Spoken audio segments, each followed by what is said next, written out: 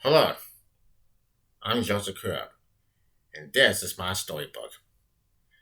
Today, I would like to read that book. It's called Mahalia Jackson, The Voice of Gospel and Civil Rights.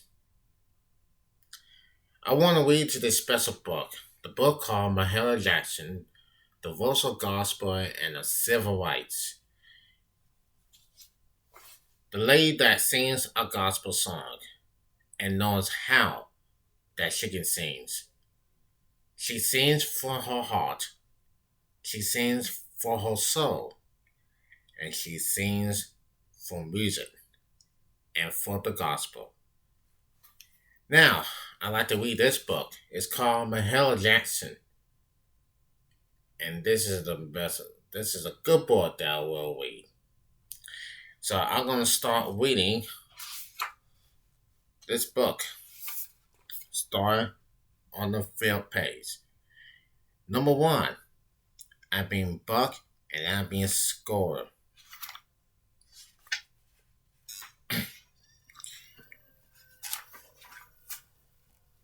It reads, one, I have been spoke and I'm being scored. It was August 28, 1963, a day that will go down in history.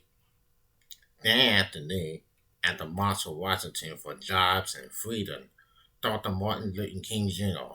will deliver his famous I Had a Dream speech.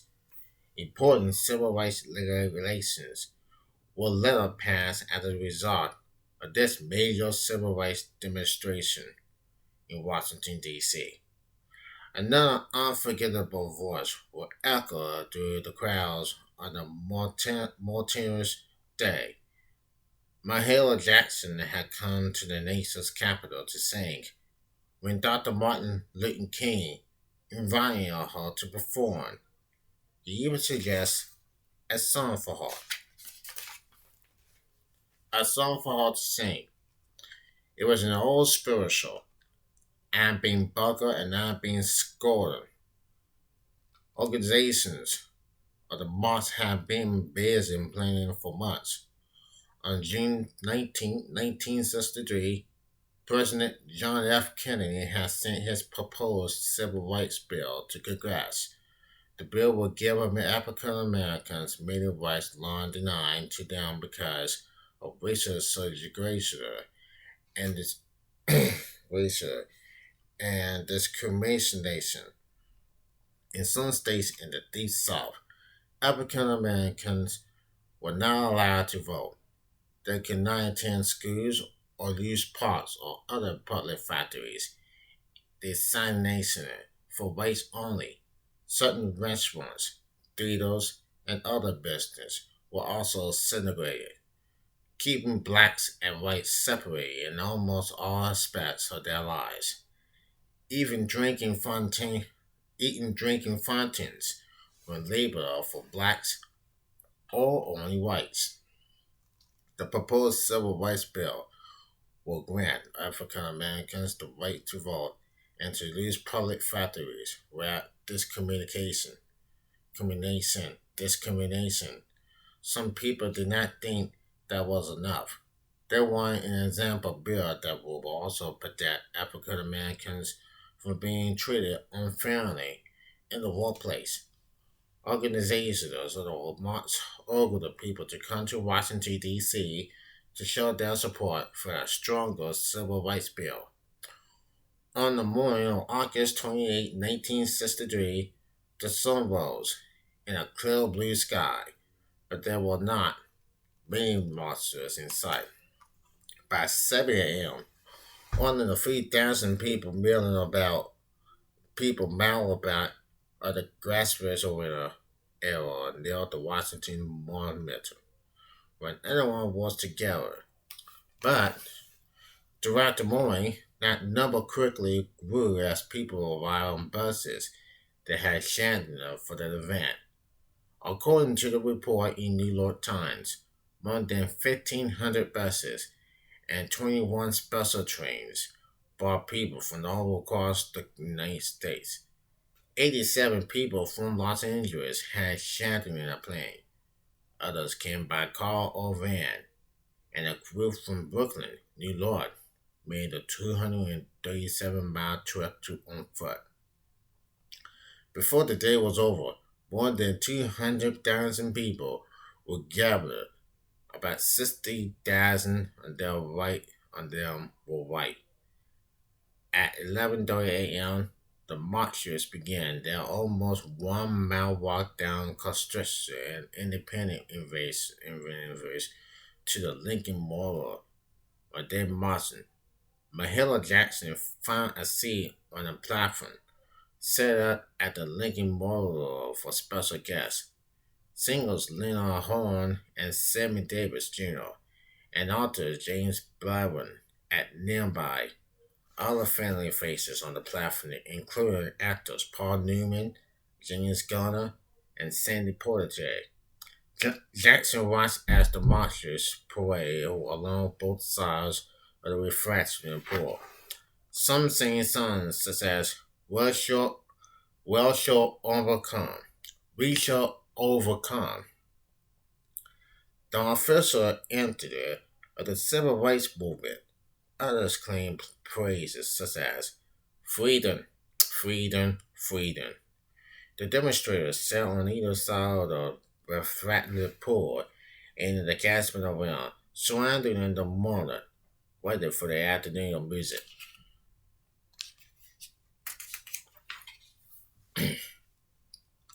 Speeches and prayer. Speeches and prayer. Four television cameras has been set up at the Lincoln Memorial, providing live coverage of the event to millions of at-home viewers. Jackson was scheduled to sing near the end of the program. After a long list of speakers, by the time her turn came, people were hot, tired, and restless. Many had already left and others were starting to leave, but they stopped when Jackson stepping up into the microphone. She sang with an accompaniment beginning slowly, softly. I've been bucketed and I've been scorned. I'm gonna tell my Lord when I get home just how long you've been treating with me wrong. When monitors from the crowd indicated that she had intention, she began to pack up the beat. She began to pick up the beat. She clapped in her hands, swearing and singing louder. Her clear, strong voice seems to become bounce off the Capitol far up the bar. One reporter noted, then, in the midst of her song, an airplane buzzed overhead, created a distraction. Other stores taker described what happened next. She just looked up at the plane, but she sang up to the plane, and so help me. Her voice drowned out the buzz. Thousands of people around the reflection pool waved white hand knuckles and trooper, hand crackers, chips and trooper. When her son ended, they stood and chilled. Jackson's performance brought tears to many eyes. A New York Times reporter called it one of the two emotional high points of the day.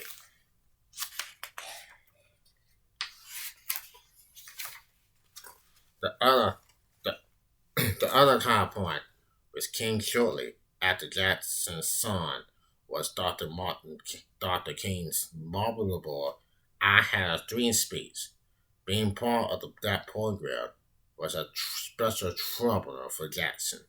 He had experienced her share of racist prejudices over the years, but through her music, she had won the love and respect of people of all races all around the world.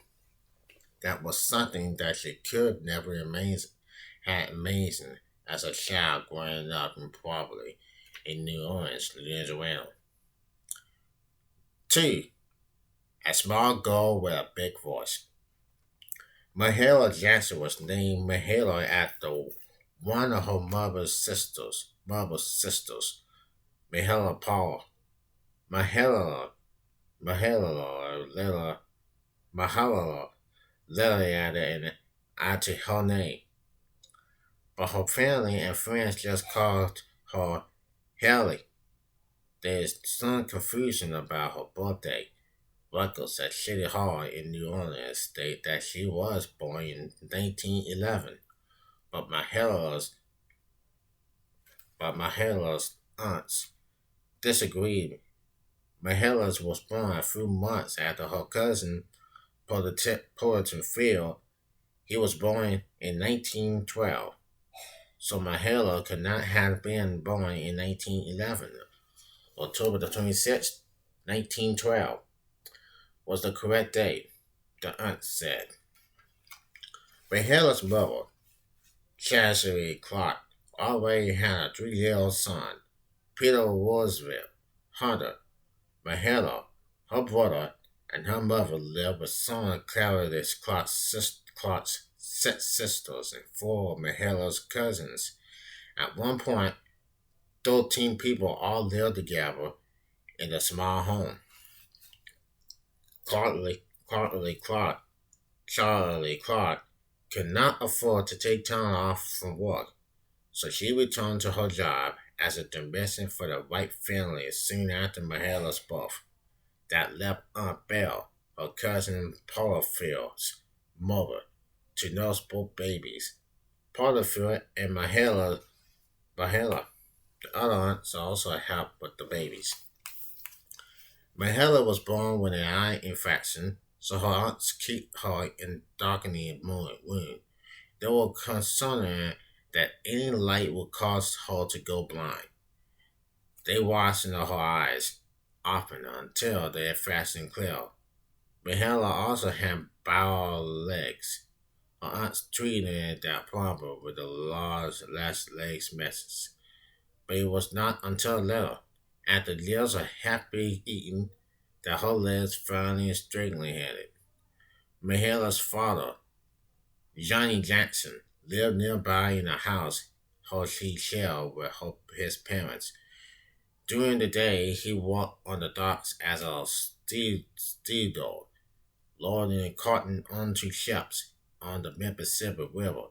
He earned extra money working as a barber in the evenings. On Sundays, he preaches at the Playmore Rock Baptist Church. Johnny Jackson did not show many interest in Mahala, but his parents always welcomed her. Mahala visited them wherever she got a chance. All of Mahala's grandparents had been born slaves. Mahala liked to hear her grandfather Jackson tell about her first taste of freedom after the Civil War. He had walked off the plantation and kept on walking until he arrived in New Orleans, almost 100 miles away. Mahala began signing at the early age. From what my folks told me, I guess I was singing, almost singing as I was out of the cradle. She said later, I always had a big voice and I loved to use it. When she was 4 years old, she sang in the children's chorus at church. Mahala was only 5 years old when her mother died. The cause of her death at the age of 30 is not known. The family took Charity Clark's body back to the plantation where she had been born. Clarity Clark's father, Paul Clark, was a minister who still lived on the plantation. He buried his daughter in a small cemetery next to the church where he preaches. After the funeral, there was a discussion among Mahala's aunts about when Mahala and her brother will live. Having Mahala move in with her father was not possible. But by the time Johnny Jackson had married and moved into his own home, he and his wife would have two children. Mahala could visit him at the barber shop where he worked but she was not working in their home. Aunt Mahalia paused in the discussion when she announced that she would take both Mahalia and Peter. Mahalia paused. Mahalia paused, known to most people as Aunt Dick, working as a cook for the wealthy white family. She was married to Animal Paul, a bricklayer and plasterer. Their son, Fred, was 7 years older than Mahala. Mahala and Peter moved in the pause, about 6 blocks from the house where Mahala was born. We lived in a little shack where the railroad ran so close it shut the bedrooms. Jackson recalled belonged the tracks was the lever and high castle rubber banks spread out to hold back the flow waters of the Mississippi. The house was clean, but it needed repairs. You could be in the house and you could see the sun outside through the roof. Jackson said, if it rained, it rained inside. We was about putting pots and pans around the floor to catch the runoff before we got flooded. There were no toys in the house. Mahela made her own rat dog, wrangling in the grass to lose as hell. But there was little time for play. Right Aunt Dick was at work. Mahela had chores to do at home. She dusted the furniture and scrubbing in the floors with loud and strong critical. As Mahela grew, the list of chores got longer. She learned to iron as soon as she was tall enough to see over the northern board. She gathered a dipwood along with Mississippi River and spread it out in the sun to dry. They used the driftwood for cooking and heating. She also picked up coal along the railroad track to be used for heating. She made mallards from cotton comments, sacks, and stuffing them with corn husks and the Spanish moss that hung from the trees. She learned to do wheelchair seats from sugar stalks and pommels. If the work was not done just right, Aunt Duke punished my halos with a cackle maniac tail. That strap got its name from the 9 cord or tails that were attached to the handle. Although Aunt Duke was thin, and Amelia Ball was counting Gallon. Behelo liked camping in a garden. The family was poor, but they always had food. Much of it came from their lost garden, where they grew green beans, red beans, peas, tomatoes, pumpkins, corn, argo, and mustard greens. The family also raised chickens and goats. They caught fish, shrimp, crabs, and turtles in the river. Sometimes for breakfast they ate baby alligators, which Mahela's have cats.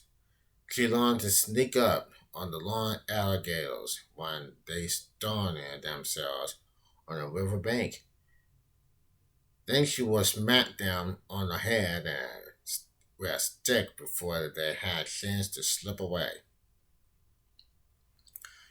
Aunt Dick smoothing the alligator tails with onions and garlic and baking them in the oven. In the woods, the family hunted raccoons, rabbits, and possum, and they picked bananas, figs, oranges, and pecan nuts from the trees. Mahala's neighborhood was home to the mixture of intolerant French and African Americans. There were also colorers who enclosed with a combination of Europeans and African Americans. Now, those different Epitaph groups lived side by side, and the children all played together. But outside the neighborhood was signs that read "Whites Only," all color, so graduation was a lie down. The results of the U.S. Supreme Court's Plessy versus Ferguson ruling in 1896. The court said that segregation was legal and as long as there were equal factories for blacks. Although the factories for blacks were not all at all equal to what was available to whites, many states, including Louisiana, still practicing segregation. The meant that Mahalia was not allowed to go to the school where white children in her neighborhood went. Instead, Mahalia attended a nearby school for black children. McDonald School, number 24, was a one building divided into two halves by a long hallway. Boys had classes on one side of the building and girls on the other side. When Mahalia was 7, Charity Clark's younger sister came to live at the Pollard's home. Aunt Besa, who was 12, already had a job for a white family. Mahalia went to work with her. They started early in the morning, getting the children ready for school and doing dishes. After school, they went back and worked some more. Went back and worked some more. After school, they went back and worked some more, earning $2 a week for their time. Mahalia did not mind the work, and the family was kind to her. They gave her hand-me-down clothes, and they believed in a costume in New Orleans known as the pain. It meant that Mahalia and Basis were allowed to take home leftover food.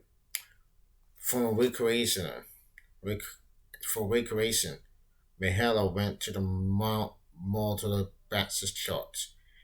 At the back of the church was the community house, where children gathered to sing and play games. On Saturday nights, silent movies were shown. They missed in price of 5 or 10 cents, were cheaper than going downtown to a movie theater. Mahalia sang in the church choir, but she liked singing with the congregational better. All around me, I could hear a real Japanese expression, the feet tapping and the hands clapping. She later recalled, even today, I felt that some balance when I sang. Mahalia also enjoyed spending time on the level with her friends. They left a campfire, then gathered around it to talk, sing, and eat pecans and sugar cane. Sometimes they roasted sweet potatoes in the embers of the campfire. Music was an important part of Mahalia's childhood. I remember singing as I scrambled the floors, it would make the work go easier. She said little. She listened to the work songs of the men on the docks. In the evenings, she could hear the music of small bands performing on the showboats on the Mississippi River. Mahalia also listened to the singing and Pentecostal church near the Paul's home.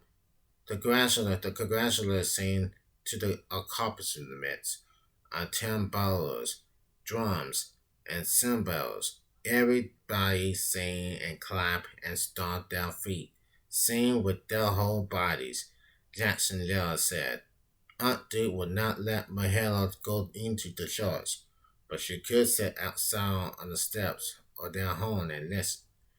Aunt Duke believed in that music other than what was sung in church was the devil's music. She allowed only church music in her home, but she could not control her son, Fred. Mahalia's cousin, Fred, worked on the docks and was also a part-time musician, playing the guitar. He got along with the ground gambling man and businessman and he knew the sport and the life downtown Jackson recalled. He loved music and he brought all the blues and jazz records he could. When Aunt Dick was away at her job, Mahela listened to Fred's records when she walked. Her favorite was blues singer Basil Smith, alone she could not say exactly why. All I know is it was Give Me. Besides singing Give Me the same feeling as when I held me singing outside as they walked, laying the ties from the railroad, walking on the docks.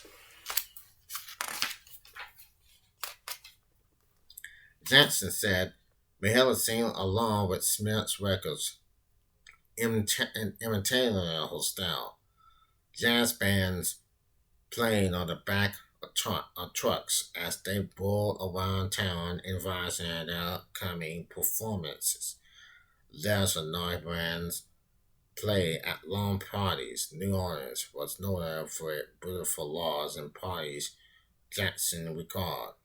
Lawns was decorated with Chinese lettering and sawdust was strewn on the grass to make it easy for people to dance. New Orleans was also known for the equator style of funerals. Family members or friends hired brass bands to play at funeral for important people, usually men. The coffin was placed in a wagon drawer by two or four white house horses, the brain following behind the wagon on the way to the cemetery, playing slow songs such as now to my God to thee, and what a friend we had in Jesus. On the way back from the cemetery, the band playing liberal songs such as When the Saints Go Marching In. Men, women, and children dancing and following along behind the band. This was known as the second line. They danced in celebration of life, even though it was a sad occasion. One New Orleans tradition that Mahela did not like was melon grabs. The colorful fantasies held every year, several weeks before Easter. The melon grabs celebration in Mahela's Paul town was very different from the one downtown. The white people will have theirs with the big floats down the main part of Canada Street, which were very beautiful and high class. She recalled being in her neighborhood, people from different gangs used the occasion to settle arguments. Often people were killed in fights during Mandela grass, with their face hiding behind marks. Gang members felt fear to commit crimes. Hannah's formal education ended in grade school. In some interviews, she said that she knew she had to leave school and go to work after the eighth grade. Other times, she said that she quit school when she was only 10 years old. Later in life, she was embarrassed about her lack of education and was not equally honest about the amount of schooling she had. It gave me a sort of complex. She once said she was also disappointed. She wanted to be a nurse, and for that she needed any education. Instead, she had to quit school and get a job to contribute to the family income. She babysat and did laundry. She was a good, fast laundress. She could iron a man's shirt in only 3 minutes, but she wanted something more. Many of the people Mahela Lee left New Orleans looking for a better life in the North. Chicago was a popular destination. Two of Mahalia's aunts moved to Chicago. Her uncle and mother worked as a bricklayer there for a while, sending his honest home to the family. Mahalia's cousin Fred had also left New Orleans. He got a job playing with a band from Kansas City, lying in the bed at night. Mahalia dreaming of her future. Someday the sun is going to shine on me in so fairly way. Place, she vowed. That's the end of the first part, one and two. Now, look for the part two of this book, Mahalia Jackson, The Voice of Gospel and the Civil Rights, coming tomorrow. Till then, this is Justin Crudup. I'll see you tomorrow.